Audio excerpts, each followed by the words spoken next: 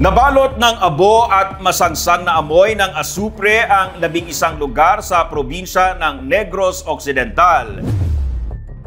Kasunod ng panibagong pagputok ng bulkan noong Martes na tumagal ng 5 minuto kung saan nagbuga ito ng tone-toneladang usok at volcanic materials. Ayon sa PHIVOLCS, nagdulot ng 38 volcanic earthquakes ang pagputok ng bulkan na ang ilan ay naramdaman ng mga residente.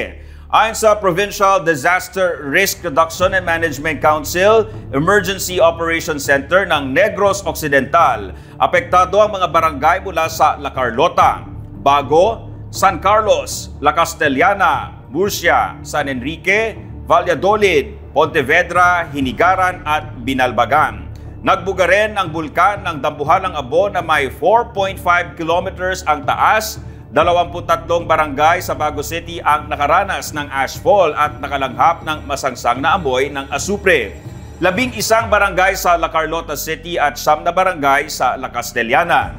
Sa Bacolod City, 18 barangay ang nakaranas ng pinaghalong ash particles at ulan.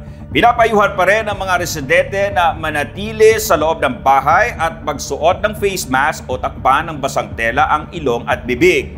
Samantala, naiulat naman ang muddy stream flow sa Buhangin River sa Barangay Robles sa La Castellana kung saan apektado ang mga isda dahil sa konsentrasyon ng abo sa ilog.